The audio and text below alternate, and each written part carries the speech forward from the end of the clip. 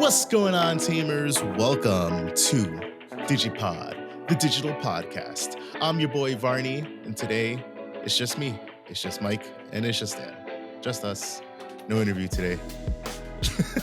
Wow, that was a great introduction to us. It wasn't an interview last week either. Yeah, but like everybody's now hearing like all of the content that's like been in the backlog. So like by the time they hear this, they hear this, they were gonna heard all that already. Right. I guess our guest today, Daniel, DGU Dan. How's locals? Oh yeah, because y'all don't believe in showing up in locals anymore, right? I was at a wedding. Man, Mike got 99 excuses for everything, man. 99 excuses, but a bitch ain't one anymore. Right, that's true. That is true. Or as Kid Cudi said, I got 99 problems and they all bitches. Unfortunately, you got none. Damn. True though, but still.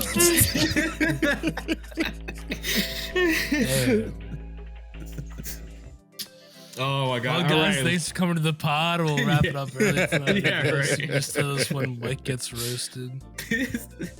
One of those moments that Mike gets destroyed and can't come back from. Nah, all jokes aside. Locals. We had our pre-release starter decks. It's so weird having pre-release or starter decks. Such a weird thing.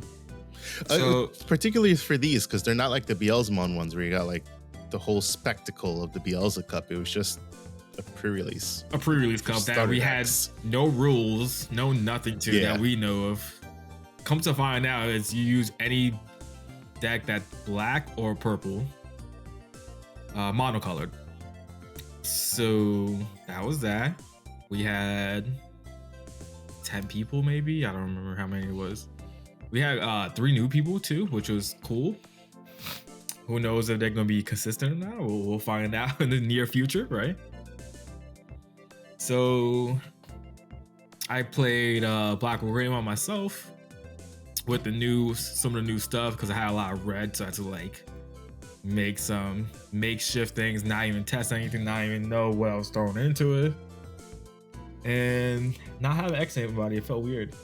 That's for sure. Got second place. First, I played against. What did I play against round 1? Not a clue. Something purple. Round 2, I played against Black or Greymon. Not Black or Greymon, sorry. The starter deck Greymon. Easy 2-0. Round 3, I played against Belfmon. And ended up losing to. Oh, I remember round 1. Yes, I remember now. Good old Alphamon. God, I hate it. Even without Cool Boy, I'm just like, ugh. I won that one 2-1. It's your boogie. Yeah. Your what do they call it? Your bogey deck. There we go. Your bogey deck. The Boogeyman? Is that what you mean? No, just like your bogey deck. Like it's that one deck that you face. That just no matter. It's red hybrid for me. Oh, I got you. But unlike you, like, I mean, I hate it, but I don't intensely hate the way you hate Red Hybrid. You know what I'm saying? Like, your hate is like next level hate for Red Hybrid. I mean, yes. You know what I think it is, like, especially for Red Hybrid? I think it's because, like, when it came out, like, when I saw Red Hybrid, I was like, oh my goodness, yes, a hybrid deck. I'm so excited to play this. I love hybrids. I miss them. And then the deck came out, and I played it, and I was like, what the fuck is this? It's like I held it up like a stinky piece of cheese, and I was like, ew, why did I ever think I would like this? Like, no, no, not in the slightest bit for me. Yeah, I think you just suck. True. I have skill gap in Vanguard, and I have a slight skill gap in Digimon. But Alphamon, for game 1, I lost. It was so funny. I could have almost won. I just didn't have enough, and no protection either. And he Dexmon me, and then he forgot I had an end of turn effect, and so I continued to do plays, and I crashed into his Dexmon. He was like, if if I lose this game because of my mistake, I'd be so mad. I'm just like, I don't know what to tell you. He still won regardless. I just took game 2 and 3. They were just, I got Black with Greymon and I was just board control the crap out of him. Kept swinging over his stuff and doing everything, which is cool. No Cool Boy slows down the deck a lot, so that was why I think I was able to get that advantage at times. But I don't have Cool Boy, I don't have X Anybody, I don't have Omnimon, I don't have a lot of things going for me, so it's just really a lot of control in that aspect. Game, like I said, round 2, it was Greymon starter deck basically, smashed 2 together, and that's what he had. Won that 2-0. And then round 3 played Belphemon. That was such a grind. I did not expect it to be such a grind fest. I guess because we both, not him, his deck is the whole deck. There's nothing missing, right? But for me, because I don't have the protection of X Anybody, I don't have Greymon X from BT-9, and I don't have Cool Boy, I don't have Omnimon, so like I had to we had to really grind. Game 1 lasted about 40 minutes.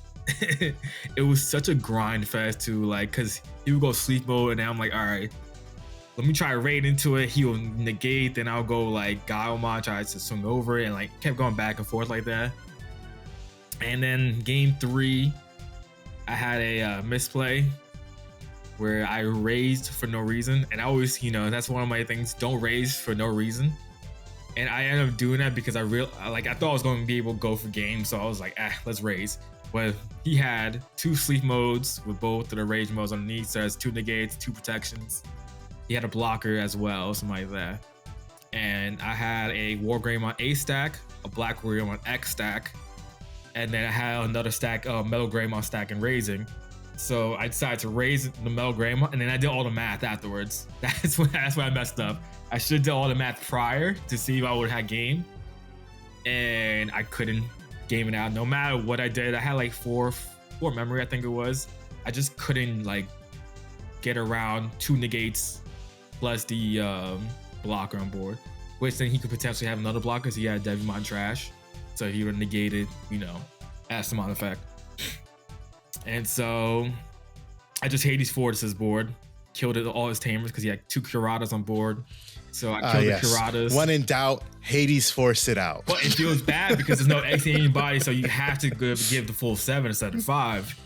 So I board wiped, but I gave him a whole 7 memory. I can't board wipe a sleep mode, so all I did was kill the Kiratas, and that was it. Well, and that's something.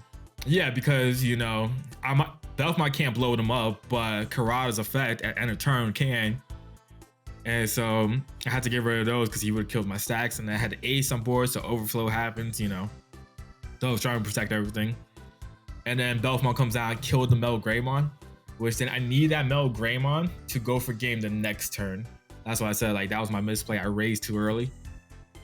Because if I had the Metal Greymon, he didn't have all that negate attacks going on.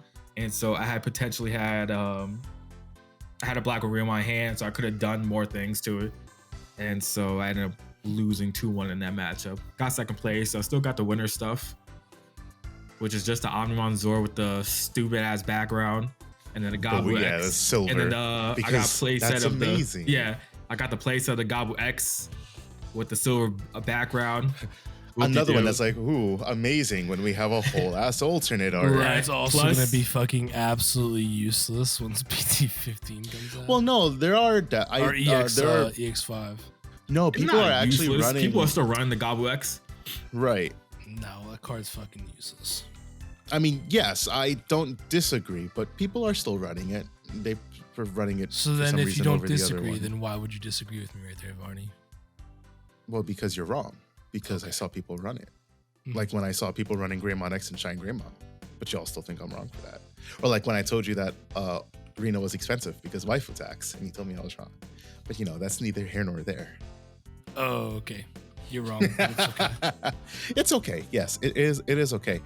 I have such a gripe with y'all know, y'all listeners know, we have gripes with the way Bandai's been running the game, pricing sport especially. But it's so weird. It's hey, come buy our new starter decks. Okay, nice. What do we get? Well, we get some alternate art Gabu X's that are they're not even as nice looking as the alternate art. Like, at least if it was like some kind of like unique background, unique art, it's like, oh, that's nice. Like, do I want to run this alternate art or this alternate art? No, it's just a fucking silver background. And Omnimon Zwart, we have 2 other Omnimon Zwart alts, and then we get an Omnimon Zwart regular art, but with a silver background.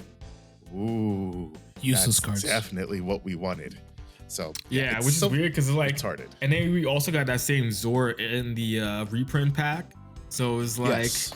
I will take that honestly because it's textured, is a textured background, is texture foiled. Right. I'll take that over the silver background. Silver foil. Weird. And during this time frame, usually they like with those pre-release stuff, they kind of like match up or like give like a reason for it. There's no like correlation, you know, with the Zort and then the Gobble X's. I mean, Gobble X kind of, I guess, because of the Garuru, but like it's such a two weird choices in my opinion. Yeah, I don't know. Bandai. So let's move on. Let's talk about poll results. So y'all who listened to our interview, you know, I asked you guys what prominent figures of the Digimon card game community would you like to see interviewed. So Ray said East and Russ Morrow. So, I mean, I don't want to like bite and be like, hey, East, come interview with us after I sat here and listened to him on the DMP Drakes podcast. But I would like to interview East. I mean, why not? That's a perfect time. That means he's getting more, you know, notoriety, right? Like, right. Interviewing him stuff. Right. Russ Morrow, I would definitely love to like pick his mind about like the theatrics of his games and just how in general. I would love to definitely get like a Japanese player's perspective on the game. I think that's something that's like sorely lacking in the Digimon community. There is a disconnect between EN and JP players, and it's mainly because like we look at each other with such disgust. JP players look at us, they're like, look at these whiny little bitches playing their best of 3 format, blah, blah, blah. And we look at Japanese players and we're like, look at those best of 1 dorks. And so I think there's like a big disconnect there. I definitely love to get a JP player on here. So I'll definitely try to get one or the other or both on so we can get some perspectives. Jeremy said Digipanda. Digipanda is definitely nice. I'll hit Digipanda up and see if Digipanda's open to anything. And Halto said Taste of Victory. Definitely another one that we could potentially get on. So thank you guys for those suggestions. We will definitely try to get these people on. And with that in mind, I asked what topics would you like to hear more about in future interviews with prominent Digimon card game players. So I listed a total of like 7 options. We got 10 votes. Now, mind you, last week's episode was late because of a plethora of reasons. So there are 3 days left on this poll. So these very well may change in the next 3 days.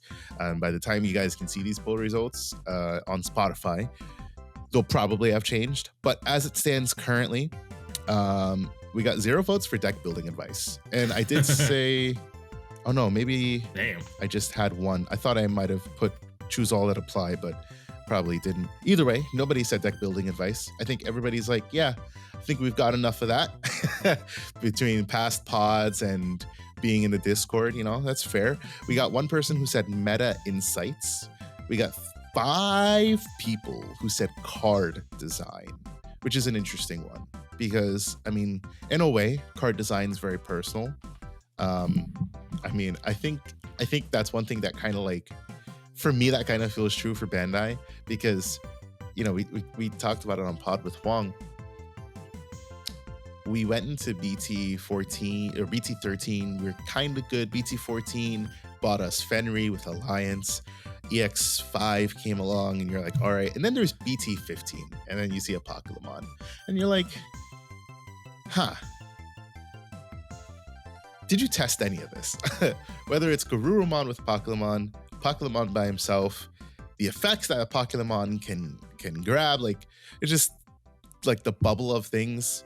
You know, to me, I don't know who is in charge. I don't know how they delegate, whether it's like, hey, Dad, you go develop a card today and you come to me and I'll approve it.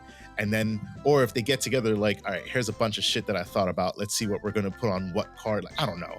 But it seems like it's very personal in Bandai. But card design, big thing. So definitely a topic that we'll cover in the future. 0 votes for gameplay. Nobody cares about gameplay. They'd probably rather see gameplay. That's what it is. 3 votes for strategy. Now, strategy in that I would take this in the way that I intended for this to be is strategy in playing your deck, because 2 people can pick up a deck and play it entirely differently. I've had that said to me multiple times. I remember when Royal Knights first came out, there was a guy at our shop and I was in the finals against Melga, and this guy was like, I wouldn't run Alphamon at more than 1. Alphamon isn't good. Craniumon, blah, blah, blah. And just a whole bunch of shit. And I've been theory crafting Royal Knights since it got dropped, because that's my deck. I love Royal Knights. So I was in that finals against Melga, and he's standing there, and after the match, he's like, "Man, I've never seen anybody play Royal Knights at like that." He has his own shop he goes to. He comes to ours occasionally, so he's like, nobody at my shop plays Melga or plays Royal Knights like that, like blah blah blah, this, that, the other. And I'm like, well, this factors into the podcast that we did on playstyle. It's a difference in playstyle. Two players with different playstyles play it differently. Even 2 players with the same playstyles play it differently, though. Like me and Dan with Black or Gray. I mean, Dan plays it. I don't even have a word for how Dan plays it. And then there's me. I'll just try to sit back and wall up, and Dan's just like, obliterate. I'm like, yeah, I'm gonna crawl back into my hole and go back to what I know. You don't even know how you play it, Dan. He was just saying shit right there, bro. No, I really don't. I don't have a word for how Dan plays the deck. Like, yeah, it's like Dan plays it. Dan plays it. Yeah. There's just that deck that some people play, and you just know them for playing that deck. And Dan is known for playing Greymon. I fucking get obliterated playing Greymon. It doesn't matter what way I go about it. Play Secon, get blasted. Play Examon, get booty wops. Like, all sorts of shit. What's funny? I think one of the reasons why I love playing Black or Greymon, Black or Greymon more, is because the way that you can build a deck, you can build it very versatile. And for me, I can take the way my current build is right now. I can go a more defensive oriented way. I can go more aggro, or I can go, in between, going like control. And I love that I can just switch my style depending on my matchup like this. And so I, learn which decks I need to go faster, slower, vice versa and stuff like that with it, which is really cool. Right. And if you were to hand me your exact copy of the deck, I guarantee you I would not play it in the same way. And that's not because I'm a bad player or anything. It's just we would play it completely differently. So strategy, a big thing.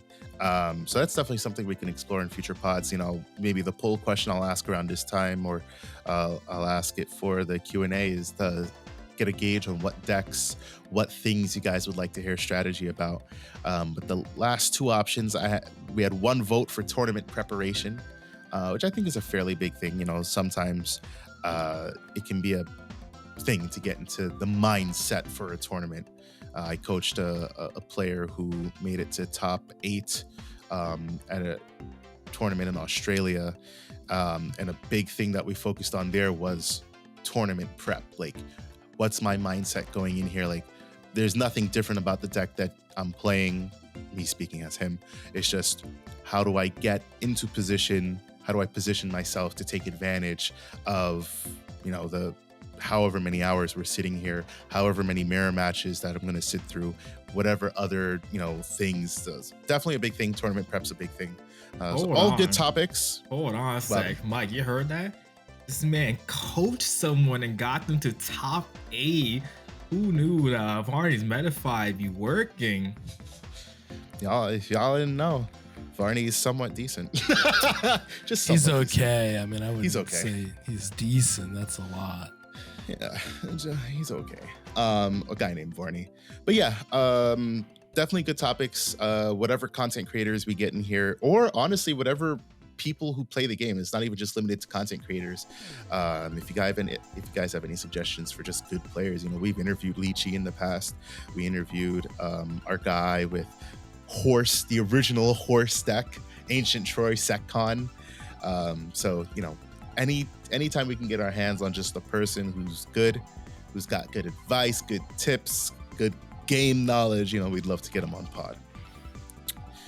With that being said, let's get to the Tamers Battle League in review. So this past week was our road to the Championship Showdown qualifier. 19 players, whopping turnout. Dan and I decided to enter, kind of make everybody work for their invite.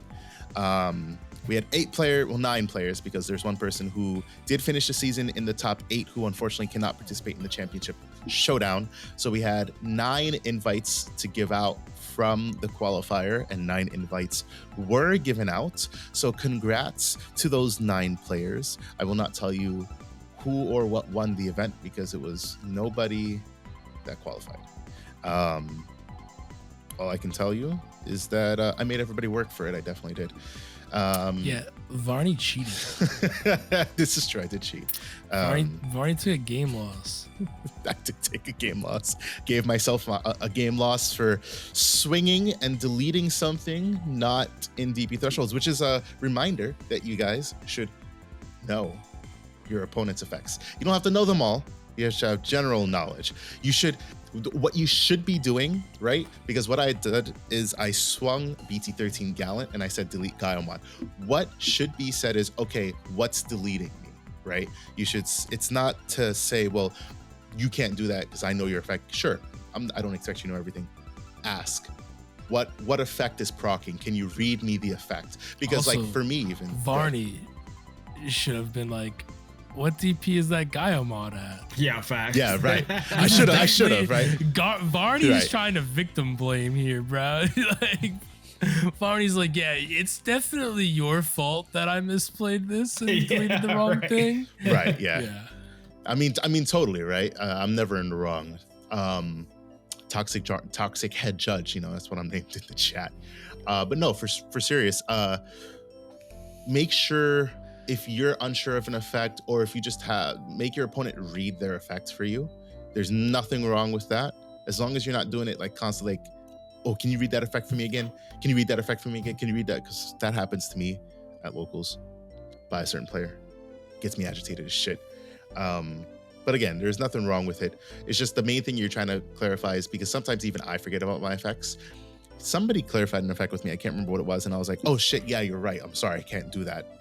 And it's honest mistakes, it's nothing trying to cheat, in an online event when you're playing in these online regionals, these ultimate cups. Some players will intentionally try to cheat you.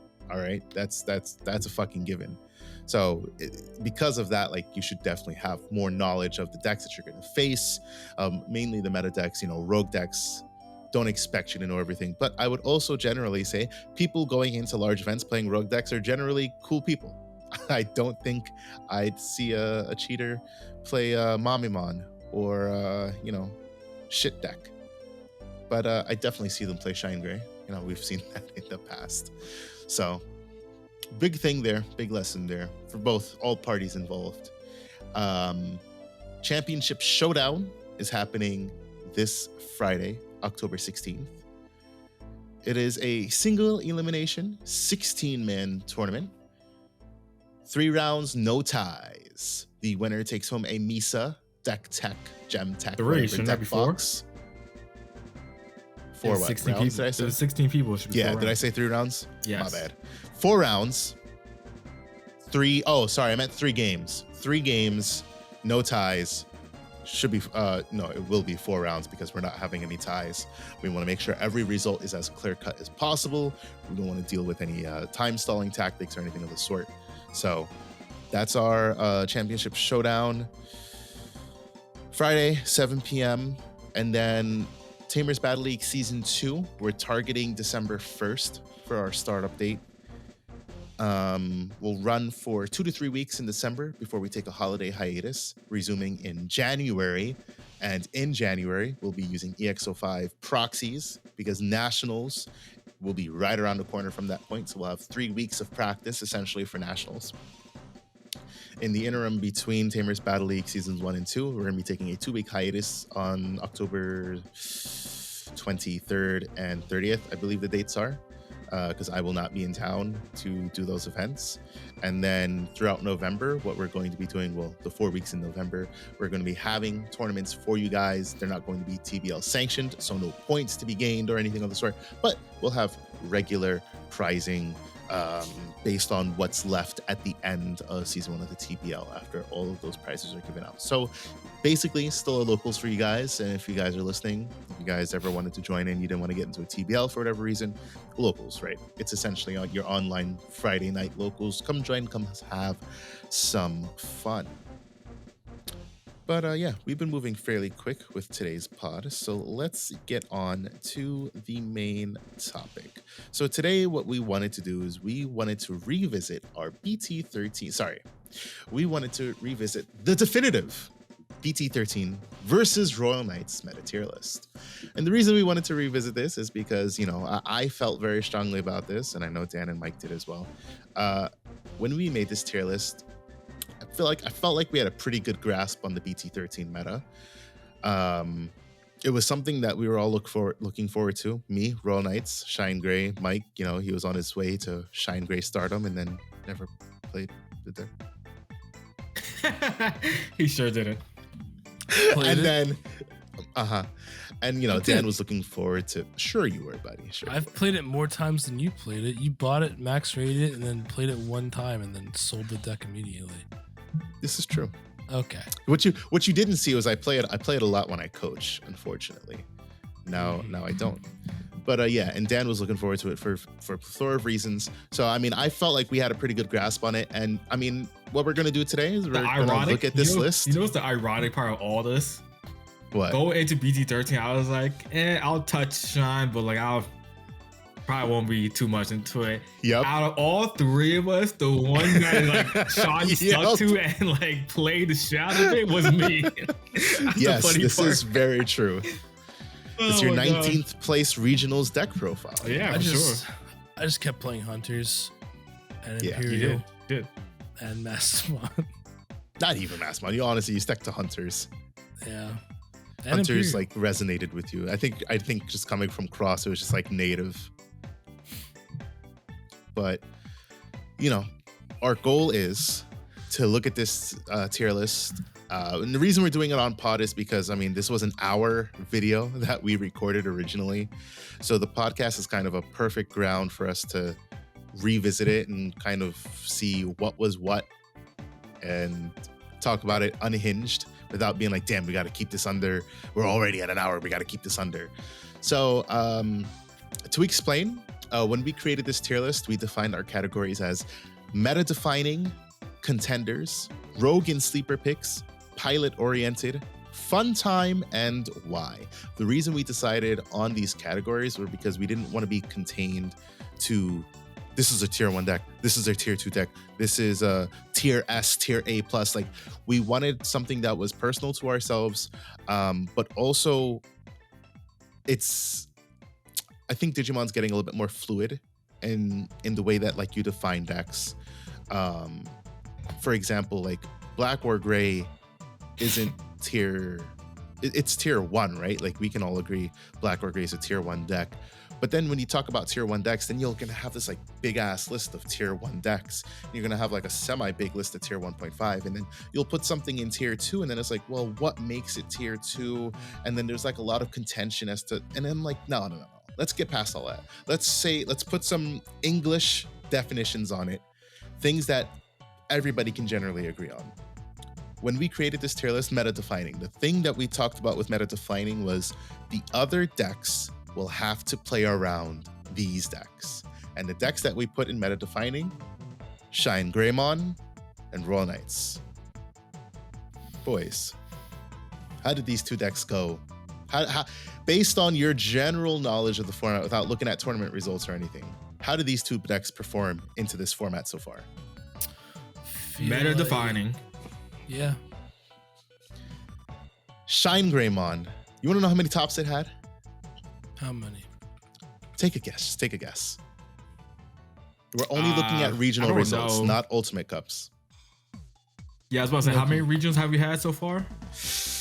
3, 4, 5, 6, 7, 8, 9, 10, 11, at least 12. There's probably been just a couple more. So Maybe there's definitely a minimum of like 2 to 4 each. So it's probably like the 30s. All right, Mike, your guess? 24. 24? All right, you both are way off. 52 tops. Yeah, I mean, I said 2 to 4 minimum each one. If there's 12, that's obviously going to be, you know. Yeah, 52. 52 total tops, and that's not counting. I think there was a regional, the Greenville one. Yeah. I don't have any of those results like on hand. I didn't count anything from those, as well as anything that might have happened in other countries. And of course, you know, I don't know. I go off of Eggman's events website for all of my results when it comes to regionals and such. So if it's not there, I just don't have it, just because that's the easiest place to get it. But 52 total tops for Shine Gray. I think the deck with the next most amount of tops is Hunters. Belphemon had quite a few. Royal Knights had quite a few, but nobody came as close as Shine. And I think that's due in part to, you know, Huang said it.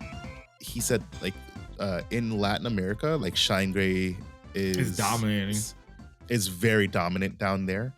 And we saw that with a regional here. It had a total of 11 tops. Latin America TCG Online August regionals. 11 whopping tops.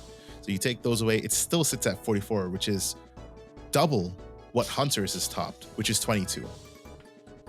And, you know, Hunters is strong, right? I think everybody thought that was probably, you know, looking at where we placed Hunters, we placed it in contenders about mid-pack. We had Beelzemon, Blue Flare, Mirage, Belpha, Black War Gray, and Raid War Gray ahead of it. Now, looking back on it, obviously, I know one thing Mike has said is that he regrets putting Raid, or he regrets what we said about Ace. We thought that getting the... Yes. What did you say, Mike? I thought that the Ace card would make more of an impact, but I was wrong. Yeah, I mean, I agreed with him. I think that was the most thing we had wrong, because even like the Hunters, you said it was second, right? We had in that second tier. I don't remember where exactly. We had it in contenders, but it was like, it's about mid pack. But I know, like, I had said afterwards, I was like, hey, why is Hunters? Like, I kind of realized after a little bit, like, why is Hunters that low? I think Hunters should be way higher. So, like, immediately I noticed that myself. And so I don't know if we want to count that as, you know, part of the definitive list or not, but we were pretty accurate what happened with it. I mean, outside of that, I mean, Greymon decks are eternal, right? It's going to be one of those evergreen TCG decks. With or without Raid War Gray, these decks would have been strong. They had a total of, what is it here? 12 tops. For Greymon? Yeah, for Greymon decks, not including Shine Gray. So, side note, Black War Gray, I have Raid the War regionals Gray. Top 16 breakdown for the Greenville regional. Lay it on me. 2 tops for Sean Greymon. Okay, so that's 54. Yeah. So the highest one, Hunters 2, 3 Belphemon, 2 Hunters, 2 Red Hybrid, 1 Blue Flare, 1 Yields, 1 All-Force, 1 Blue, 1 Royal Knight, 1 Alphamon, 1 Secon. It's a very diverse top 16. Which we'll get to diversity in a few minutes, but I think what this reiterates, Greymon decks are always strong. You know, Hunters may have had 24 tops. A lot of those tops came from what's it called, Gen Con. You know, we had that one event where Hunters was 7 whole tops. And that was at the online regionals. And then there was another event where it had like 4 tops. So I mean, that alone like pumped it up. It's not like that was like, oh, well, it was spread out, because Shine Gray was spread out, you know, like Dan said, on average about 4 tops per event, whereas Hunters was more of like, well, here's an event where we had 7 tops, and that's, for all intents and purposes, almost a quarter of Hunters makeup here. So Hunters is strong, especially against Shine Gray, where you can just tuck the Shine Gray under the Marcus. But in terms of who gets set up faster, I mean, they can go toe for toe, but I take Shine Gray over Hunters any day. Mike, as the Hunters player, how do you feel about the matchup? Hunters into Shine Gray. Yeah. Shine Gray pops off, you're dead. Right. There's just nothing, you know. But like, let's say they don't pop off, right? Like, let's say you're going tit for tat because Hunters plays out their tamers. Super easy. Shine doesn't for Hunters. Yeah, Shine doesn't have any protection. You can block if they raise too early. You can pop with the Omni Shout, no problem at all. Obviously, you can tuck really easily too. Makes sense. But if they pop off in one turn, like they can kill you in one turn. Right, and that's something that Hunters can't do unless you've got the god setup of Watchmaker. I don't think it's something that Hunters can't do. I think it's pretty easy to get like Watchmakers on the field and just security attack +2 and arrest a Digimon swinging like crazy, you know.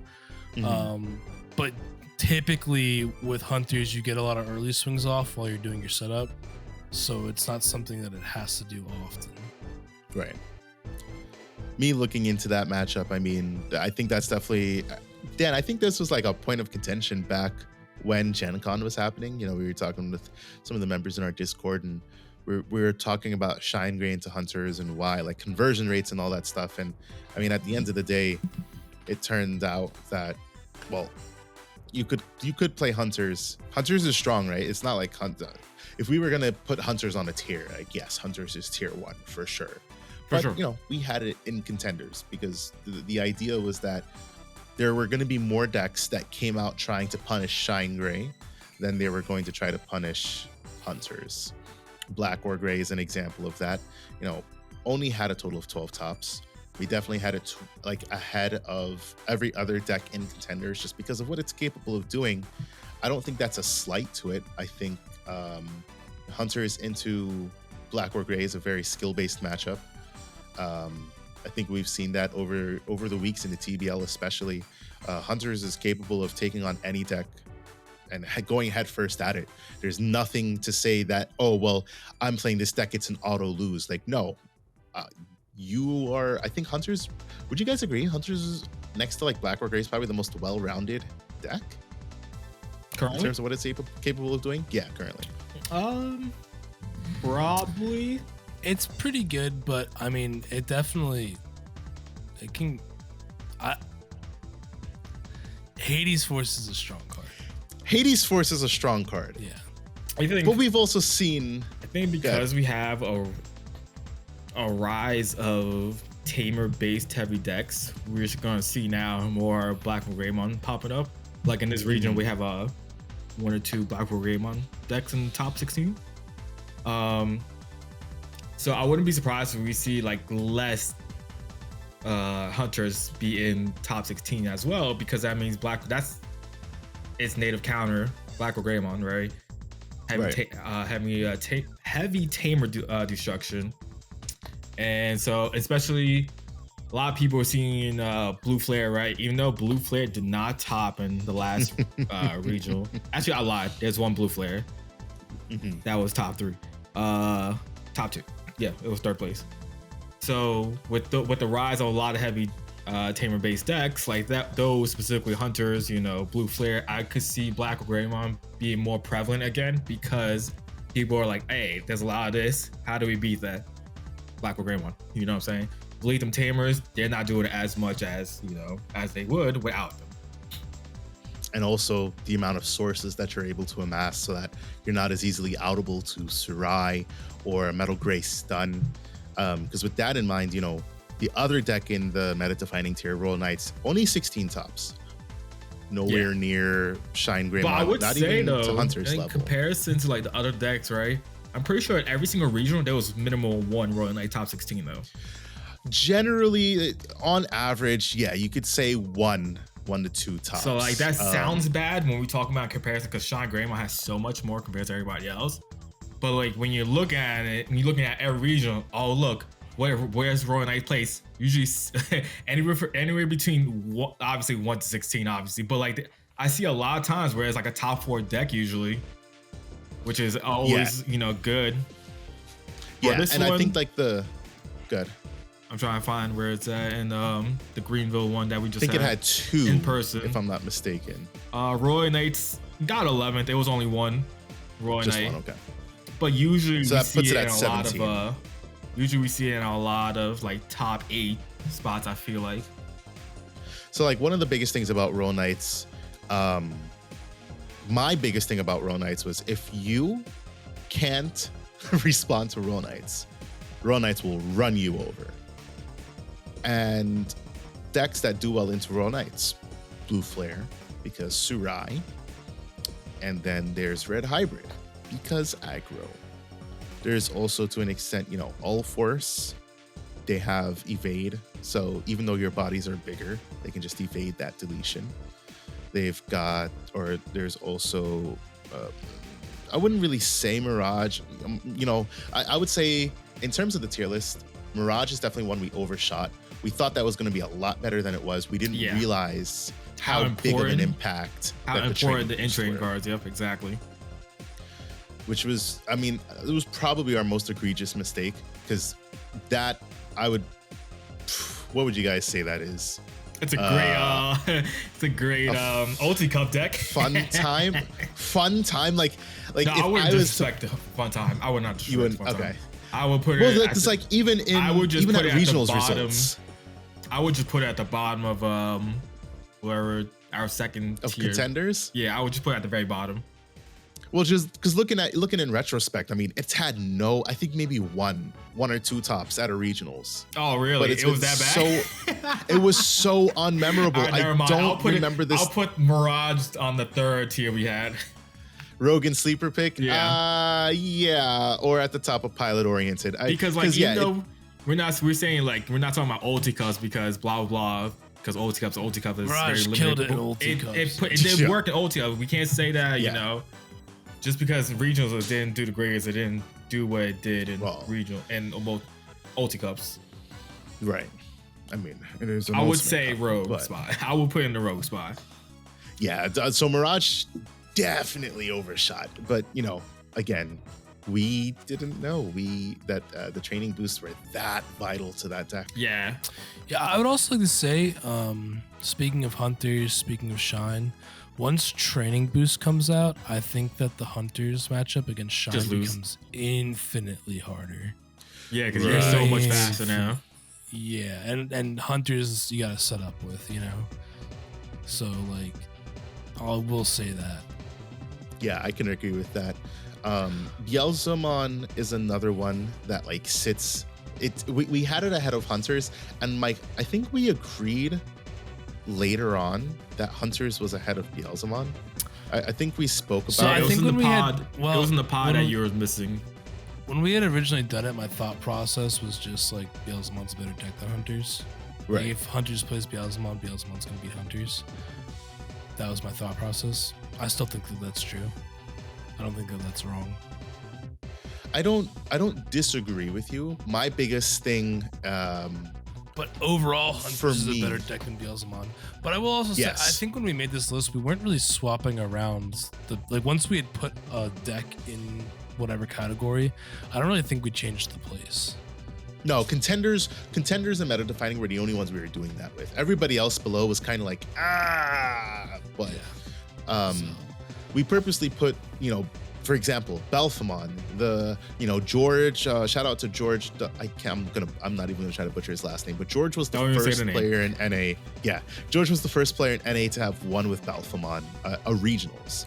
And he put Belphamon on the map because, you know, we had it here. It was right behind Black or Gray because we said Belphamon can do some shit, and it did some shit. It's done a lot. I mean, I didn't get the total amount of tops for that, but just at the last regional in Greenville, 3 tops. If you look on average of 1 top in event, then it matched Blue Flare for tops. Like, good deck. Belphamon was great. And also, I think Belphamon now has the second most wins probably because the Belphamon just obviously won this Greenville regional. Shows how strong the deck is. Way to go, Pilot. And it also show exactly. Thank you. It reinforces that like sometimes it's Pilot. Like decks can be just good compared to a deck that's like amazing, but because of Pilot, that good deck is now way better than the amazing deck. Belphamon being the perfect example. I know I can't pilot Belphamon all that well because It's just so different in the way that It's a wonky it deck. plays. I will say that. It really is. It's not like a standard purple deck. It's not like, it's really not like any other deck. So people who play Belfmon, you know, George, the person who won this past regionals, as well as the two and the various toppers, you know, they play Belfmon very well. They play it and they know their deck in and out. I don't play Belfmon like that. You know, I know Royal Knights, and I could probably play Royal Knights real well into Belfmon, right? But the other way around, Belfmon for me, I don't play it well. But it's a keystone reminder to always practice your deck, practice your craft. If you like your deck, play it, and that's what these players do. Red Hybrid, I put way back because I put Black or Gray all the way up here. Now, Ultimate Cup, the blue decks did very well. I would argue Red Hybrid was probably the best non-blue deck. Yeah, 100%. Because, well, it still did what it did. Like, it didn't really change what it could do potentially. You don't run the Pokemons. You don't run Blitzomni. Occasional Blitzomni, yep. Whoop-de-doo. I'm just going to play more Gravity Crush. Red Memboost, you know what I'm saying? Red Memboost, Gravity Crush, more hybrids. Yeah, and exactly. I'm good. That's straight up what that build was. So I'd agree. I mean, Bloom is Bloom. Bloom does what it does, but definitely I would put Red Hybrid above that. I'd put Raid, because we categorized Black War Gray and Raid War Gray, I would put Black War Gray. I think we put Raid War Gray ahead because of the ace. I'd put Black War Gray ahead and move Raid War Gray back a few spots. I think we did, yeah. But overall, I mean, between meta defining and contenders tier, fairly accurate. I mean, Beelzemon, it just had a top at that event, you said. I know it's definitely had at least 3 other tops between these other events. So Beelzemon's still a good deck. It's slower because you don't have 4 hits to Hitmon. Exactly. That Hitmon was so like important for the speed of the deck. But it still does what it does, and it's still good. And some people, if they choose to play it, can pilot it to a top. No wins, but definitely have piloted to tops. So that's a big thing. In our Rogue and Sleeper picks, we had Machine Dramon at the top. Dan, have we seen many Machine Dramon tops? I think we saw 1 or 2. No, but people really hate that fucking deck though. So I feel it's like amazing how much people hate it. That deck is a menace to people, bro. I think it's because of Chaos X. I think there was 1 or 2 tops. There wasn't many. Yeah, I mean, I'm still fine with it there because I agree. Still it's a Rogue and Sleeper pick. Still, yeah, exactly. In a regional format, Ulti Cups, it was, I think, 1 person somehow topped it, which is impressive. Yes, 1 analog somehow, man, and we were that like, was just whoa. like, wow, the analog man is so crucial. And then now with the star decks, you could see a rise in Machine Dramons possibly in the next coming regionals because a lot of the star deck cards are really good Machine Dramon support cards. So don't be surprised if you see more of Machine Dramon. Again, there was never like that many Machine Dramon plays, period. The only time there was a good amount was the Ulti Cups from, was that May-ish? When it was, you know, not touched at all. Yeah. When Chaos Dramon X came out. That was probably the time you saw the most Machine Dramon players play because you know how people are when it comes to decks. It was the best deck to play for. It was definitely one of for sure. We had SecCon here. I will always leave SecCon and Rogue and Sleeper picks. I think people stray away from it because it topped in this regional. I think people stray away from it because of the prevalence of like the Greymon decks, potentially Red Hybrid, and sometimes Mirage can be a pain in the ass because they can bounce your security to your hand, which is something that's how I feel that matchup is. It's not like completely favored for Mirage, but that Mirage is a pain in the ass with bouncing security to hand. So, you know, maybe that is a thing about why SecCon hasn't been as prevalent. It's still a rogue pick. It's still a deck that if you play in a regionals and you're not prepared to go against SecCon, you're in for a rough time. 110%. All Force, rogue pick. I mean, Ulforce just had a top, and it's I definitely think we should had put it. I think that should be in the contender. probably spot. contender, right? Yeah. So Because I kid you not, I feel like every regional and every Ultra Cup there was a minimum of one Ulforce. I'd probably remove Cross and throw Ulforce up there. I can agree with that. Yeah, because Cross is not. You don't see it in a top 16 regional very often. I feel like. I think we overshot that too because we thought Merva Cross would still do things, and I think it's more of people hopping onto the Hunters train mostly. Yes, I think the Cross players played Hunters. I don't even think it's a bad deck still. I just don't think people. It's not. It. Yeah, I think if people played it, it probably would have topped. But well, Adachi, shout out to Adachi in Discord. He said it best. Hunters does what Cross does, but better. Yeah, it plays out its tamers for free. It has built-in removal now, and it's not high cost. I gotta drop a Cross 7 superior or a Cross 7. No, I just digivolve into a superior mode, my boss monster. I get the best removal in the game and being able to tuck your body. I have a... Well, hello there. How are you? Yeah, I have a... I'm gonna have to edit this part. What did I say? Removal, the tamer play. Do you remember like, it was like a podcast or two ago when we were like, make sure we cut this part out. Did we cut that out? I did. I haven't gotten there yet, but when I edited the audio, I purposely didn't. We said some stupid. I said some things. Yeah, well, I mean, we said some stupid shit. We should edit that part out. Oh my god, no. No, Dan said leave it in, so I left it in. But yeah, no. So anyways, so Hunters is just a better version, basically. Better. And if you get blown out by a Hades Force or something, you have a better chance of making that comeback if you're still alive for some odd reason. I think it's because with Cross, you load.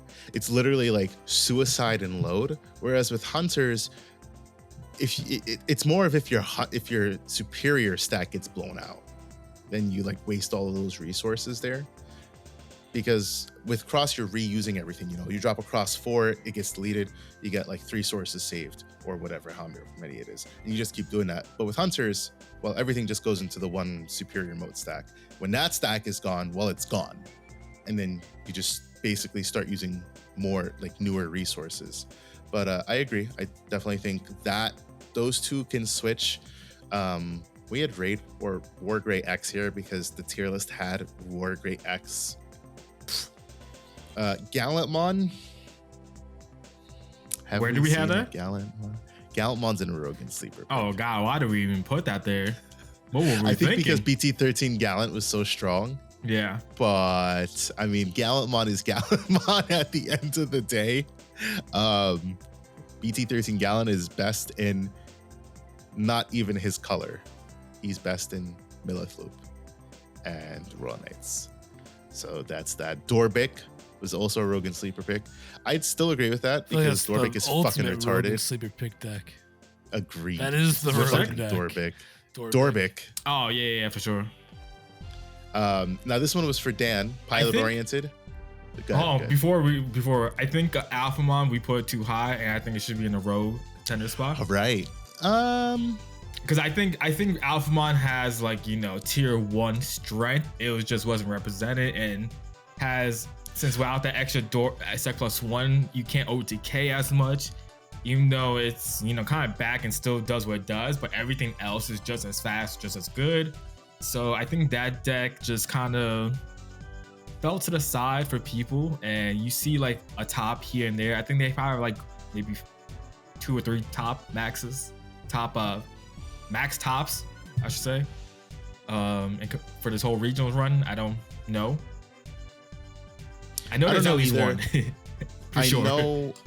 I agree with you. I think like one of the biggest things, right, is when it comes to Digimon, when it comes to these tier lists in general, there's a subsection of players, a very big subsection of players who basically play whatever is going to win. There's no thought, and I'm not saying this in a derogatory way, but there's no thought as to what I'm going to play. It's really just what either A, gives me the best chances of winning, or B, what is the best deck into this format. Alphamon used to be this is a deck that gives me the best chances of winning. It is not that deck anymore. Right, exactly. It got a new Dora Gray, and the new Dora Gray is very good for the deck, but there's no Sec +1. Shine Gray has Sec +1. Greymon decks, Sec +1. Belfa, Sec +1. Blue Flare, Sec +1 / unsuspend, depending on which route you go. Bielsa, trash, Sec +1. Hunters, Sec +1. Red Hybrid, fucking Sec +1 aggro Infinity? Rush. Sec plus Infinity. You can have like 4. Yeah, exactly. That for no reason. And even Ulforce, I mean, Ulforce with the unsuspends. I think the inherent prevalence of either an unsuspend or basically multi-attack, some way to do multiple damage, that's what Alphamon lacks. That's why Alphamon... You can have multiple attacks with Alphamon, but like the issue is sometimes you don't do much when you get to the Oryuken. And if you just hit a security bomb, that's it, GG sometimes. Right, because you don't have protection on Dora Gray. You can get Sec +1 from a Sunoriza or a Final Zubagon Punch, or you can stick an Oryumon for an unsuspend, but all of that is so much extra to the game plan compared to decks that do it better, faster. So I agree. I would definitely pull Alphamon down to the rogue picks. I'd pull I'd pull Beelzemon probably into Alphamon's spot, and we'd swap Crosshearts and Ulforce. Raid War Gray, we'd also pull back, and Mirage would come down to like pilot oriented. Yeah, probably. Yeah. Speaking of pilot oriented, Leopardmon would go right into Y category. Sure. Yeah, Leopardmon, you know. I think I was excited because I was like, man, that deck is some janky kid stuff. I don't know why I put that. I don't know if me or Dan said palette oriented, but one of us idiots said that. No, that was definitely me. I remember the conversation. I mean, it's a good fun deck, right? But I think we were a little bit too high on Leopardmon. On the jank stuff, yeah. I don't even think it's necessarily that, because Leopardmon itself is a very good card, and Leopard Mode is a very good card. It's just not enough support around it to facilitate the craziness you can do with it. Right. Yeah. Jesmon, pilot oriented, and for me personally, it was one top. For me personally, this was probably like the spot on, like the best. We placed this deck the best out of the entire tier list, because I remember a comment that shit on us. We were like, oh, with the new Jesmon stuff, the deck is a lot faster. You get the Sistermons out, blah, blah, blah. And I was like, yeah, I hear you, bud. All I have to do is just fast forward to the future, look at us right now, and see the one singular Jesmon top in all of the past regional tournaments. And I'm like, yeah, it deserved its spot. It's good. It's a great deck. Sure, yeah. It's red. It's dual color. It has the best searchers in the world. And it still shoots itself in the foot. Somehow. Don't know how. Huckmon, the best searcher in the game. Top 5 search. You can take 2 whole pieces. Any pieces of your deck. And it still only got 1 top. For sure. It's got its own training boost. 1 top. So that was spot on. It's its own worst enemy, to be honest. It's really good into like and almost everything. It's not even just that. Obviously, with the bricks is generically red decks have that issue usually. Not even just that. You can do your whole combo, and because at times you end up giving your opponent maybe 4 to 5 memory, and if they have the instant clapback, because they know they're playing Jesmon, they know they're gonna get smacked, so they have that clapback. GG. Yes, glass cannon, right? Yeah. So good, but not good enough. Bielstar. Yeah, pilot oriented. Why? I'd leave it pilot oriented. Why? If primitive was still this is a BT-13 format. We have 0 tops, bro. Why were you talking about this? There's multiple decks on here that have 0 tops, bro. In that situation, what are we talking about? There's multiple decks on this tier list that have 0 tops that are in different spots. We just talking about Leopardmon as a Watt that it shouldn't be in that situation. Leopardmon right? is an awful deck. Why are we talking about Beelstar? That's not. Are you saying that Beelstar's a worse in this deck format? Yes, because it's done nothing. You're bugging, bro. No, Beelstar. Nobody plays it. We're talking about in like what's been going on in the tournament settings, right? We're not talking about what we think of the deck, right? Leopardmon, why? Why haven't we thought about putting it there? It's trash, right? Same concept. Yeah, Beelstar. There's nobody that played Beelstar. Bro. But nobody played in this format, bro. What are we talking about here? It doesn't matter. It's still a better deck. No one topped with Cross. What? Cross is still a good deck. No one topped with Cross. Exactly, and that's why we're bringing that shit down. We brought it down, we brought it down one tier. And where it needed to be in are a you rogue gonna ass spot. Are you gonna put it in Y because it got 0 tops? Bro, we're talking about an irrelevant deck in this format, dog. I don't understand. Cross was an irrelevant deck in the format too, but we didn't drop it down that high. We literally all said earlier that just because people still played it in this format, though. I seen people play it. If it didn't top, I know people played it because we heard people like Ray Ivory playing it. I heard nobody play Beelstar in this format currently. Okay, it's not going in. I mean, true. In all 16 weeks of the Tamers Battle League, there have been no Beelstar players at all. I do feel like Beelstar is as polarizing as SecCon, and generally, if you're going to play one of the two control decks, you're probably going to play SecCon because SecCon is a better matchup into more decks than Beelstar has a good matchup into because Chaos Degrade is a thing. If it wasn't for Chaos Degrade, I think it'd be a lot closer in terms of what they choose to play. But when you're choosing between playing kill spells or Chaos Degrade, I'll take Chaos Degrade all day. Facts. I'll take I my also out feel to like any pilot stack. oriented is a perfect spot for Beelstar. It's a very pilot oriented deck. That is like one of the most pilot oriented decks ever. If Primitive was still playing, I think he would have dropped that shit in a heartbeat. We don't know how think Primitive he dropped that shit. I mean, yes, but he also was the only player to take it to the Nationals top last year. A whole ass Nationals top nonetheless. I think it's a very pilot oriented deck. I think you could still do well with Beelstar. It's like Examon. You're not doing well with Leopardmon, but I think you could do well with Beelstar. It's the same thing with Examon.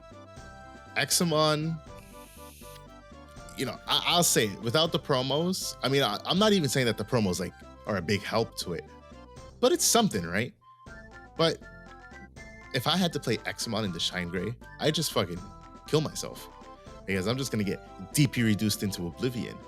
But Examon into Mirage, well, unless you get, honestly, I feel like in my testing, I've played against Mirage before, and what they tend to do is they'll just fucking full moon blast your ass back to the hand, and then you're gonna gain however much memory, and then it's like, oh, I bought out my stack, and now I gain all this memory because I just added a card to your hand. It's gay as shit. So I'd love to, I don't know, Examon's in a weird spot because it's a super solid deck, but because of the decks that are in the upper categories, Examon just gets pushed down. Now, I will say, horse deck, Kintaurus, we had that in pilot oriented. I feel like this is... You were really high on Kintaurus. I still am high on Kintaurus, and it's had the deck itself, like its archetype of the fucking Loader Leomon or Chittimon shit, that hasn't done anything. But I have seen Kintaurus as a top end for SecCon as well as for Yellow Hybrid. So it makes me proud for my horse players out there to see Kintaurus doing something. But to be honest, this deck until BT-14, I feel like BT-14 is a little bit of a boon for it because it's a vaccine. It plays very nicely into that. But there's a whole bunch of stuff that you can do in BT-14 come yellow vaccine stuff. Now, we can get There's a deck we didn't put on the list. I just remembered. Which you just said it, Yellow Hybrid. We didn't talk about Yellow Hybrid on that tier list, I think. And it did more than Beelstar on here. It wasn't an option.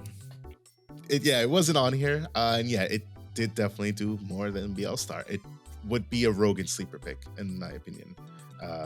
It's a deck that's capable of doing things, but it's also you're starting to see its age. I don't know how, but they done it. They've topped with it. Yeah, they have. But one deck that I need an explanation.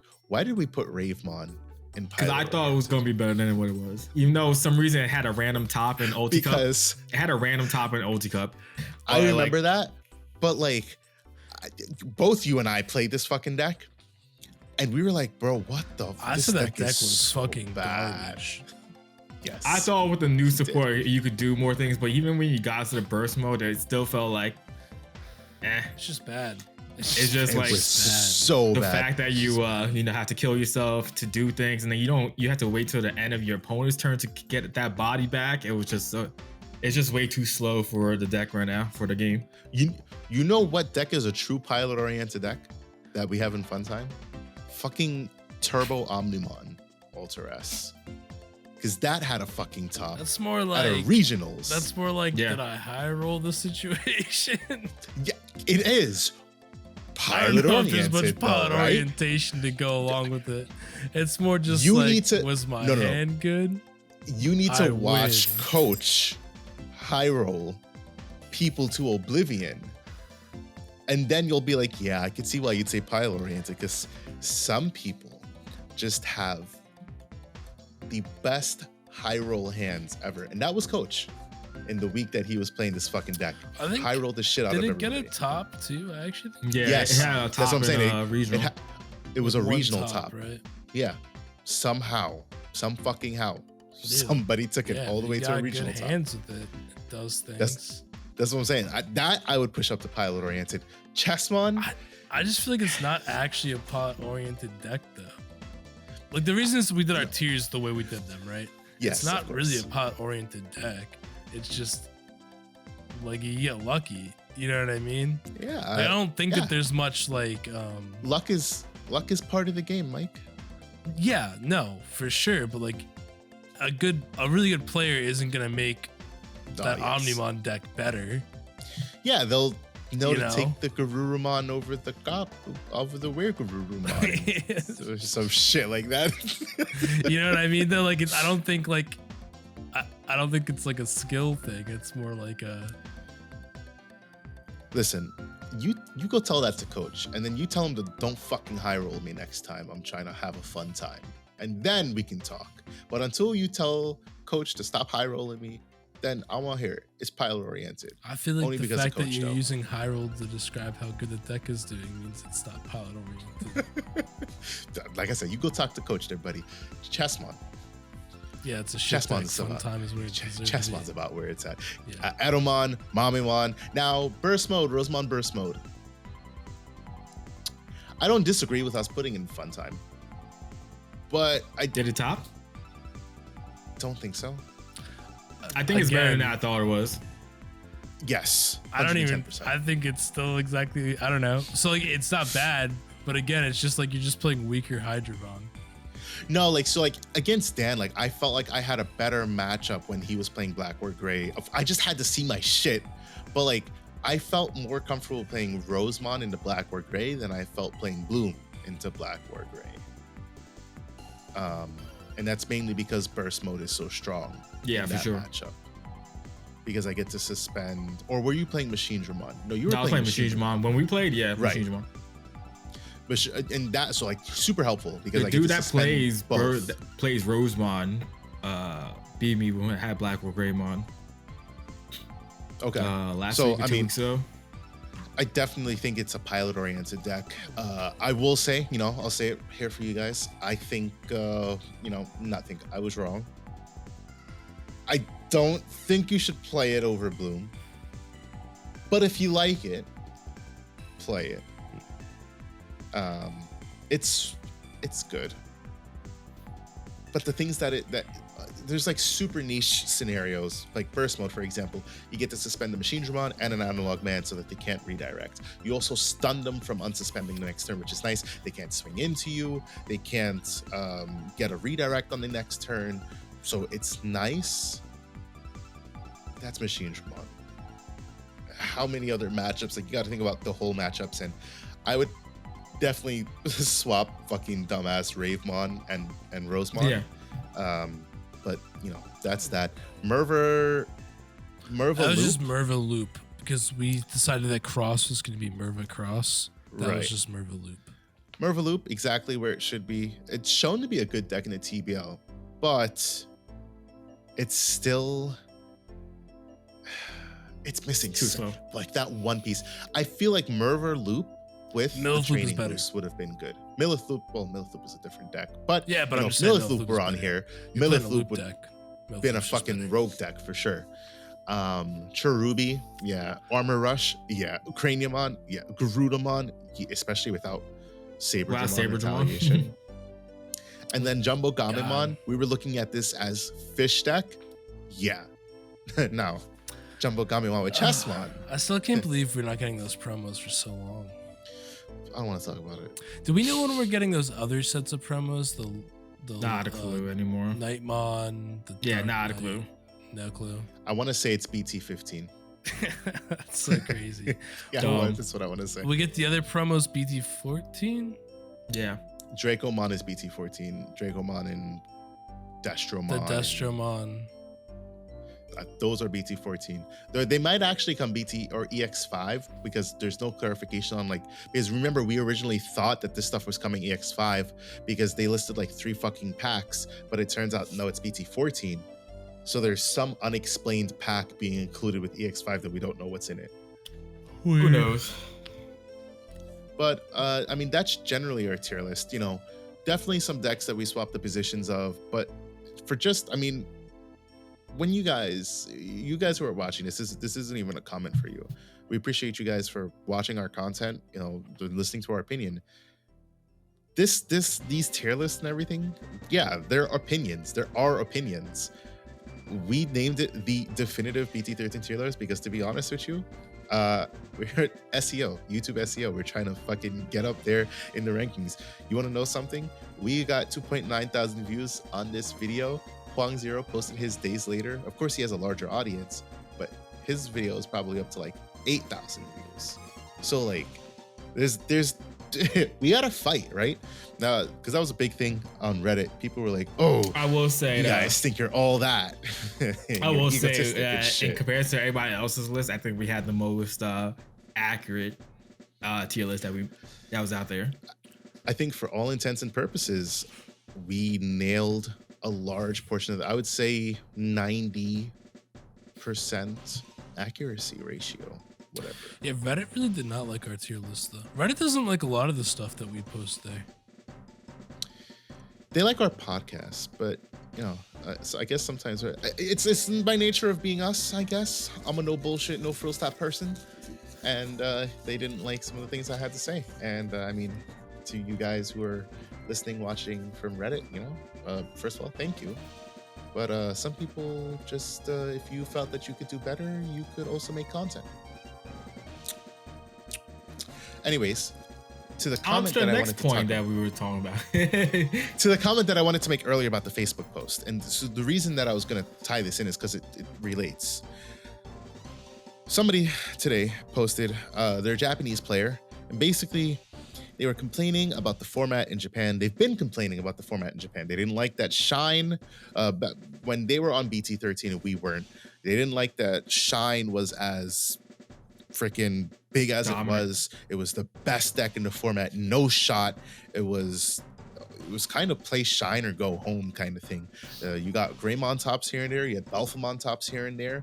And when we got the training boost, Shine got even better. But Mirage also was able to contend at that point. Outside of that, before Beelzemon got hit, there was Beelzemon. And I think that was it, right? So this person posted. And then the Star decks came out, and then Greymon.decks. Oh, yes. And Greymon got much better because of the ace cards and such. Another reason we thought, we didn't realize how big of an impact the other cards in the ace decks were. But this person posted, and they basically voiced their displeasure for BT-13, EX5, BT-14, BT-15. Their biggest voice of complaint is that we're in a BT9 meta style. What do you guys think that means? Well, to me, it would mean like an OTK, stay back in raising until you have the perfect god stack, and then win the game in one turn, which is not what this format is at all. He was also shitting on BT-14 a lot, right? Which didn't make any sense to me, because BT-14 I feel like is a pretty fair set, all things considered. I don't think that BT-14 really had any complaints out of Japan as far as I remember. I know that Shine was still going crazy in BT-14 and people were bitching about Shine still, but I mean, I think that he was kind of off his rocker a little bit. I feel like BT-14's fine.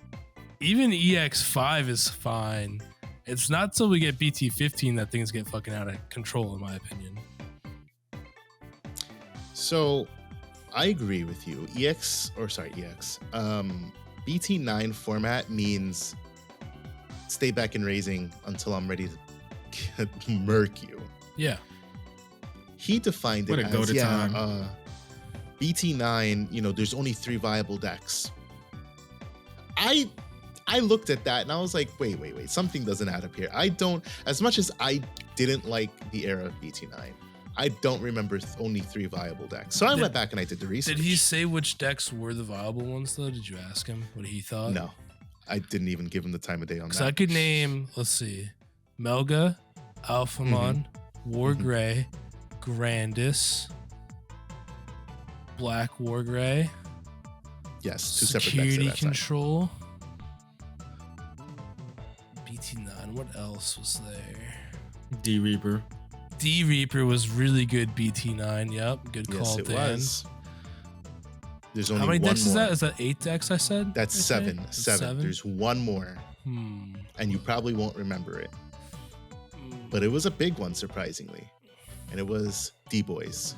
D-Boys, okay. Yeah, I guess it had a good amount of tops. And the biggest thing was that Congo, because you can stop Wereguru promo from swinging. They made that's when like the Secon D-Boys deck was running around, right? Where it was just like you had the all the flares. rookies, and then you just stack up on all the options of like and you Congo, were running like 3 Dexmon. Yeah, 3 to 4 Dexmon, and then you ran the Darkmon for the rush and stuff. Yes. So that was a big thing. That's 8. Mike rattled off 7 decks off the top of his head. There were 8 decks that I came up with as the most consistent toppers, as in we saw tops for these decks almost every event. The only decks that wouldn't have had tops every event, D-Reaper and D-Boys. Secon was your Melga counter, so you saw that almost every event. But because of Secon, you saw Wargrey X. Because of Wargrey X, Alphamon was always there. Black Wargrey / Gaiamon always there. Grandis, fucking Grandis, 8 decks.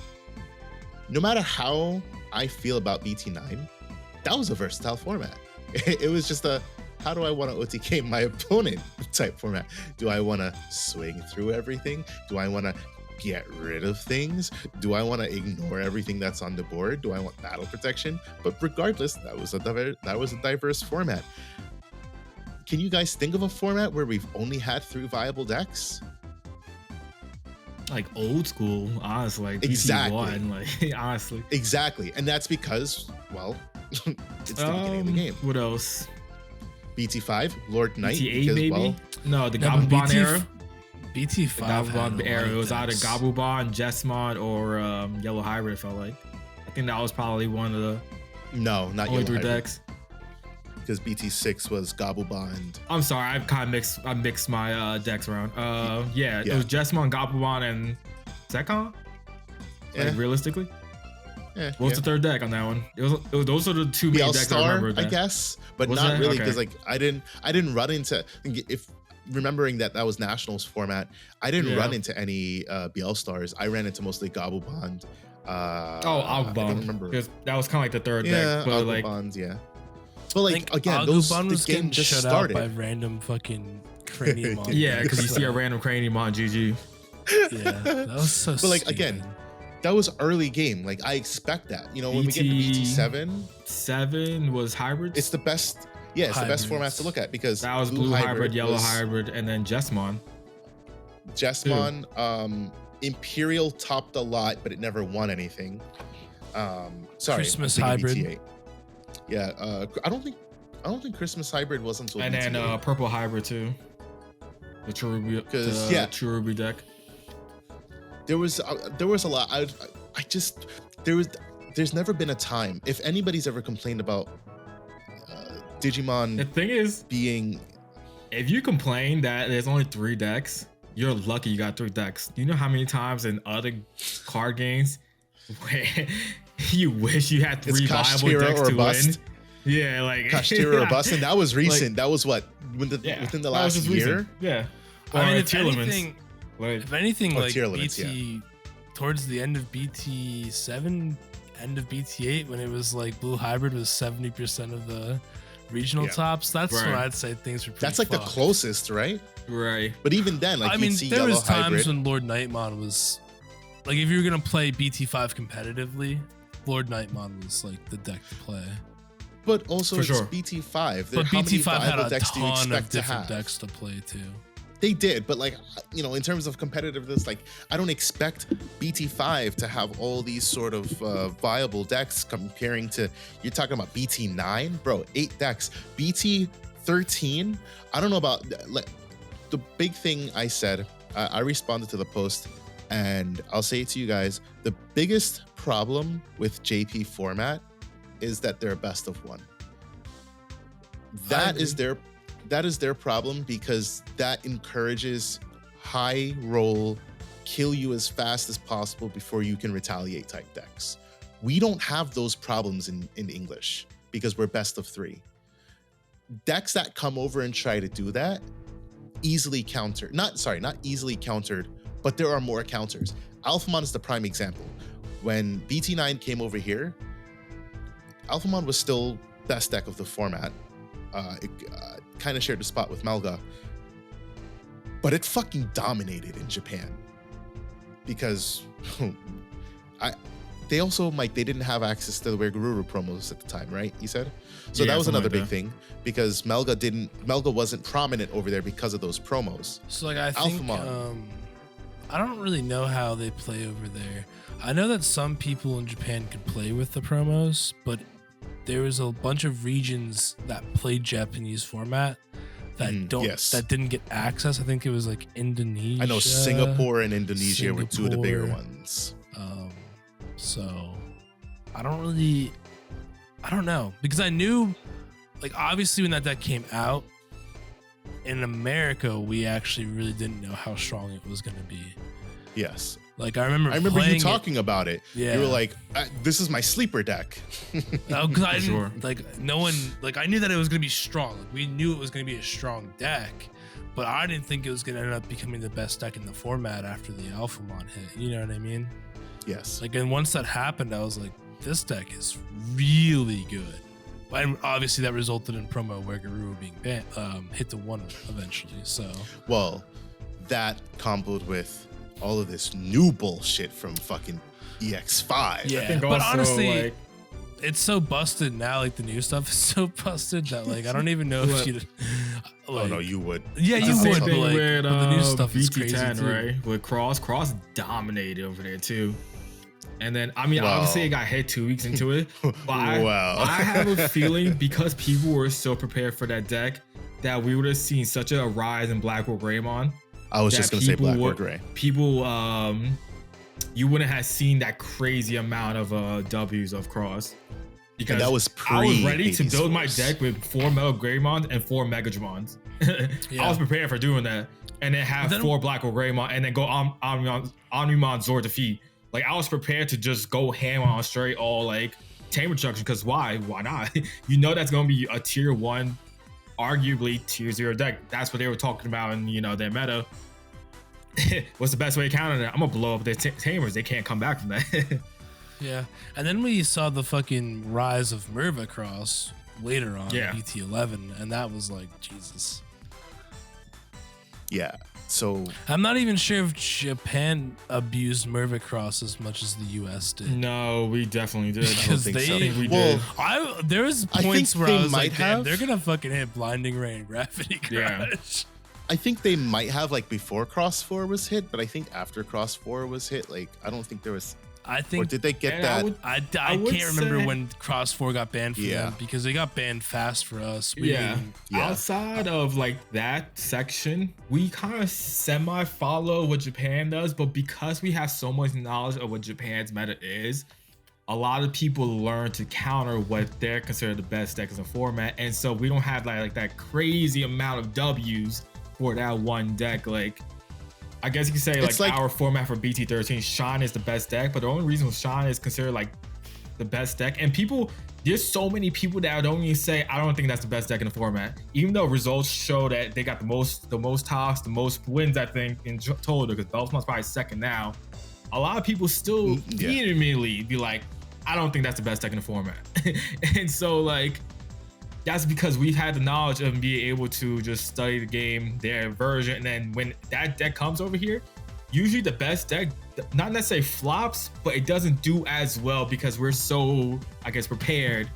And then sometimes, hits happen that the second best deck becomes the problem child, Yeah, and I think that's like the biggest thing. Like decks that make their way over from JP to EN, they stay the same. It's not like they're not going to be a good deck.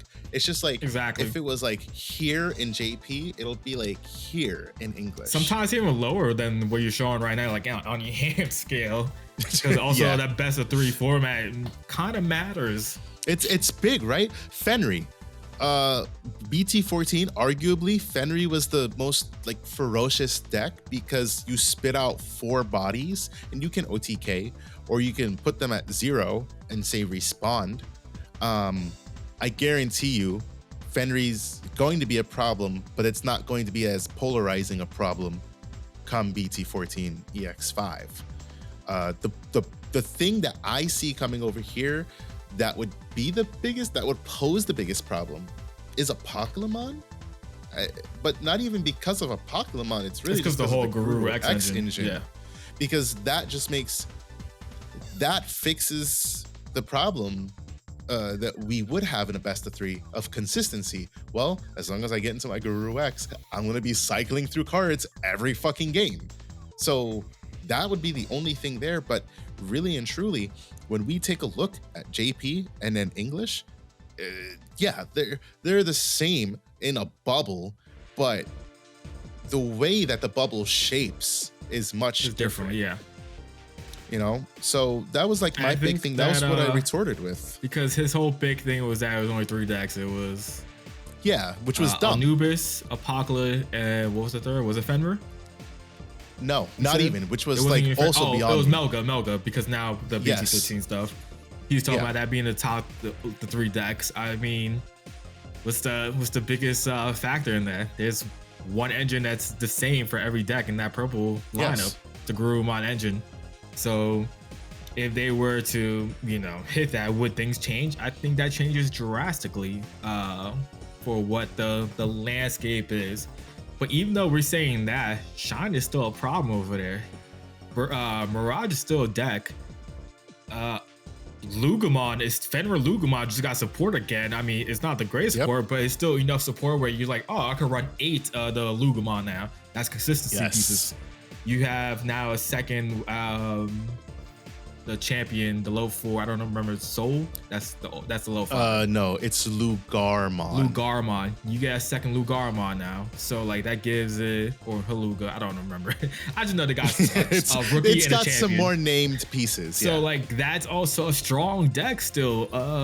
We saw in like East video for the first week of BT-15 meta, there was, you had your top 2 decks. Top 3, honestly, well, it's those 3 decks. Top 3, yes. And then you had everything else also getting W's. It's not like they're not getting W's. I mean, depending on the size of the locals or whatever, but it's still a thing. It's just that engine is so strong. Why wouldn't you? He even showed an All Force deck. It wasn't even an All Force deck. It was All Force top end. All Force deck. Straight Gurumon, with straight Gurumon engine. Like rookies, all Goblimons. Champion was Guru and Guru X, and then Guru X, and then it was top end All Force, and then all Force tamers basically. You know what I'm saying? Well, except for the mats. But the mats give value, so why not? You give value, exactly. So like, That's how much of a problem I think the Metal Garurumon engine is. Just so splashable, so strong. No matter what deck you could think of that's either purple or blue, just play it and you're fine. You know what I'm saying? Like, I won't be surprised if we see Mirage pop up, and guess what's in it? You know what I'm saying? Bottom end Garurumon Right. stuff, top end Mirage at this point. The way it's showing, that's how strong it is. I just wouldn't be surprised at this point. Now, in terms of, that's one thing when we talk about the decks and their consistencies, you know, Anubis being able to establish an entire board of things, being able to basically either OTK you or TTK you. But when it comes to Apocalypse, which is kind of its own issue in a way with the milling, I don't think that's something that Japan can counter straight up. I think it's going to be a problem for them because, realistically speaking, the first person who establishes Apocalypse wins. I think that is true now more than any other deck, because Apocalypse, the only way you can get rid of that card is bottom decking. You don't want to bounce it to hand, and you don't want to destroy it because it doesn't matter. Because the sources are going to be in trash. If they have another Apocalypse, then they'll just drop the second one on you, and then they mill another 8. So it doesn't matter. There's nothing. I don't think there's anything you can do about that in Japan. Realistically, I'm sure somebody will come up with something. It's the first week of the meta. It's the fucking first week of the meta, right? I think all of this is like so out of hand as well. If we were a month into the, if they were a month into the format, I think it would be different. I know people have been playtesting, but like, give it a month. See how it turns out. I would say currently it's probably only 2 ways to be a Pokemon. Actually 3, probably 3. You force yourself into mirror. So whoever can apocalypse each other, you know what I'm saying? And then drop a Psychmon. You gotta go Pokemon, drop Psychmon. GG, really. Unless you have the instant out. 2, you had to have whatever deck you're playing, you had to have the instant out. You have to be prepared that you know a Pokemon's coming, and you need to be ready prepared. And 3, you have to outspeed it. So that's why we see Anubismon getting dubs, because the moment Anubismon gets on the board, that's 4 instant bodies. If you have the Mervamon, if you drop the Mervamon, that's the plan. So Anubis effect, play Merva effect, play 2 more bodies, 4 instant bodies. Can you deal with that? Pokemon, sometimes it can, because it's just too slow at that point. I don't know if a Pokemon doesn't have any real outs to that, and the version that people are running, which is Guru Engine, they're not running anything else really. So, well, another big thing is also the fact that be a Pokemon at the moment. Another big thing is the fact that if you're playing against the Pokemon with Anubismon, they're just helping you. Most of your pieces, I mean, it's purple, right? You have recursion, so it's like the pieces that you need in trash. Thanks, buddy. Digivolve into Anubis. You just gave me everything I needed, type thing. Now that's JP, and that's why I say JP is gonna have. I don't think JP is gonna get past that. Us, best of 3. That's all I'll say. Because I think, and we'll see what happens. We can't really see what say happens unless we do our own play testing, obviously. And this people are ready. We already know Huang Zero is ready going ham. Play testing. Yes. For that, but like us ourselves, not a clue. We can guess what can happen until we actually do the play test and get the cards. Right. The only thing I'll say in regards to that is best of 3. I think best of 3 makes that matchup a lot different. Beelzemon, while it may not be doing much, it got like 1 win according to each video, so it's not doing much. But also, again, 2 to 3 matches with you milling Beelzemon's pieces compared to 1 match with you milling Beelzemon's pieces is different. 2 to 3 matches with Millith or Fenry or Gallant, even, weirdly enough, you know. Yo, imagine that's what the spice is the whole time, is a Gallimon deck. Yeah, you warp Guiamon. You just mull for warp Guiamon, wait till it establish Apocalypse, turbo into Gallantmon, and then Crimson mode. GG. I will say though, I feel like Apocalypse is so overtuned. I mean, yes. So like, it is. If it didn't have the Werguru stuff, it wouldn't be so bad. But just the fact that it can just play for 3 so fast. I don't think we'll be complaining about Apocalypse if Garurumon X wasn't a thing. Even though there's some decks that aren't playing that, they're going like the Eismon engine. Like if those draw ending wasn't so crazy and you just saw it in like a DM, you're gonna be like, all right, cool. Like it is winning, but it's not winning as heavy, or it's like not, you know, going super crazy. I don't think people were like complaining about it, but because you have the draw engine, you just facilitate your trash so fast that the recalls of Pokemon happen so consistently. Maybe not so consistently, but for them over there. I think even then, it's so easy to get, like, because you just run Eismons and stuff, right? And get your trashing that way. Like, obviously, the Wiggeroo is really good. It's way better. Or not the Wiggeroo, but the Garurumon X and stuff. I don't even think a lot of the Pokemon lists are they playing Wiggeroos. I don't think I think so. they're playing like the Garurumons, the Gabumons, and then like I've seen some people play like Blackboard Growls and stuff. But just the fact that it plays for 3 is crazy because that is like a good card to show off as power creep. It's a BT-13 secret, and it kind of plays the same way Beelstar plays, right? But Beelstar only reduces costs by 1. Right. For every option. So you need 12 options, or at least you need 9 options in your trash to play for 3. Let's say that, right? A Pokemon plays for 3. You need 9 options. That's 6 more cards than a Pokemon needs to facilitate a crazy 3-cost play. Yeah, I can definitely agree with that. I think the good, Mike. It just the cost by 4 is what is crazy for me. Even if it reduced cost by 3, like, you know, I don't know. It's the same problem with like Dexmon. Not that I have a problem with Dexmon, but like in the early days, it was like, well, this card reduces by 3 for every tamer, for everything your opponent has. It's as simple as 2 tamers, like 1 main tamer, an auxiliary tamer, a rookie that they just rose, and a stack that they were building. That's an 8-cost Dexmon.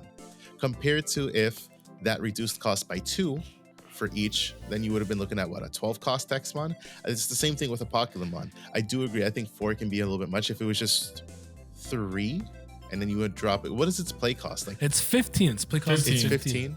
And so 6, you 9, can only you have to drop it for 6. You can only place up to 3 cards, right? So 3 cards reduce cost by 4, so it'll come down for 3. But I feel like I don't mind dropping it for 6. Well, I feel like 6 would have made more sense probably.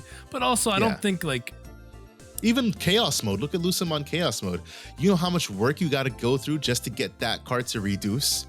Like at 20 cards in trash, you're only making that. I think it costs 14, so you're only getting that to an 8 cost at 20 cards in trash. 30 cards, 5 cost. Yeah, and what's so good about it too, though, is that its end of turn effect where you place a level 6 underneath. That's not Dark Masters, you know what I mean? That's any level 6. So like, obviously people are running the Cranium on, like that's really good. But also mode effect for raise like, mode has 5 cards to mill. Magnadramons, sack -1, Volcanic Dramon, recover 2, Metallic Dramons. Like, I think there's a lot. Yeah. I agree. It's overtuned. It shouldn't be as easy to drop, but you know, in the same vein, I'm not going to necessarily argue for or against this card, but as my closing comment on it, I'll say we were saying the same thing about Dexmon when it came out in BT9. It was arguably overtuned. I didn't think it was overtuned, honestly. I didn't think Dexmon was with the cost I thought reduction. Dexmon was very needed for the meta. Yeah. I don't disagree. To be fair, I never thought that Dexmon was too crazy. Like I think that Dexmon was very needed for the meta. About it. Like people didn't like Dexmon because it cost so much, and it was a very like. Oh well, they're about to complain about a Pokemon. Yeah, but like, here and it's like a $90 Dexmon, secret. like you at that point in the meta, like you kind of like there was a lot of decks that you really needed to play the Dexmon to out a lot of things back then. A Pokemon's not like that. A Pokemon's its own deck, right? You don't need to play a Pokemon. The issue I've been hearing with the Pokemon, and Wong talks about it, is it pushes every other slow control deck completely out of the format. Which makes sense, yes. Yeah, and I mean, you know, cards cracked, but I'm gonna hold my super judgment until the deck gets here and I can actually play against Agreed. it. And then you'll hear me Yes. bitch about pod on it, I'm sure. But until it gets here, I'm gonna hold off on the judgment. And again, I don't think it would be so bad if it wasn't, like Dan was saying, if it wasn't for those Scrutinize cards, the Gabumon cards. If it was playing the Dark Masters engine, it would have been a fair deck. It was a deck. little overtuned though, just because you only need 3 cards in trash essentially, which is fucking insane. I mean, when you could do that turn 2, no problem. Right. That's what I was saying originally. I was like, I'll be damned because I know I'm going to get hit with the turn to a Pokemon by Dan. I'm going to be like, fuck you, buddy. Yeah, so Dan's going to force me to play Millith. That's what's going to happen. But we'll see what happens with it. I'm okay with it for now. My closing comment on this pod before we end it. DigimonMeta.com. If you guys use this website to get your deck results, it is completely fine because the other option is using Digimon-CG-Guide. While that is a good resource, there is no way in hell that if I want to grab a quick and easy deck list or a result, that I'm going to go on Digimon CG Guide, use Google Translate, try to pierce through all these results and look through a bunch of shitty Japanese fucking photos from their shops because they don't know how to take damn well good photos. Oh my God, with the fucking they're terrible. glare. It's fucking horrible, bro. It's bad.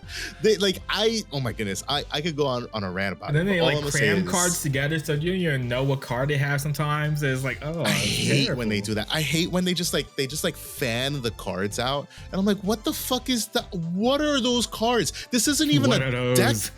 oh my goodness gracious. Digimon Meta is fine. Person who posted this on Facebook was like, oh my goodness, you use Digimon Meta to get your results? You need to use Digimon CG Guide and go on Twitter and get all the results. Listen, buddy, we're not going to go through all that. Digimon Meta is ran by, I'm pretty sure it's ran by a few people who play the JP format. They go through the work. They put in the work. They get stuff uploaded here. We ourselves are able to submit deck profiles. This is a good resource. Don't let anybody else. My only problem with Digimon Meta is that you are usually the one that has to submit the deck list, right? So Yes. there's a lot of deck lists that end up missing from Digimon Meta. But even then, it's not a bad source to go look at decks. It's a quick and easy source, unlike Digimon CG, where you got to go pierce again through these fucking horrible ass Japanese shop taken photos with all the major ass glare, and then you may not know what card is what. Like, I don't know. I like this source. This is what we use whenever we're looking for just general deck profiles, when we're trying to get ideas, and it's really good. We've had a couple of art tournaments on here, which is really cool. So nice place. Don't be afraid to use it. Anyways, that is it for today's episode of DigiPod, Also, the digital podcast. Go ahead, Dan. people, stop being doomsayers about the card game. Just let things happen the way it happens. Like, relax on it.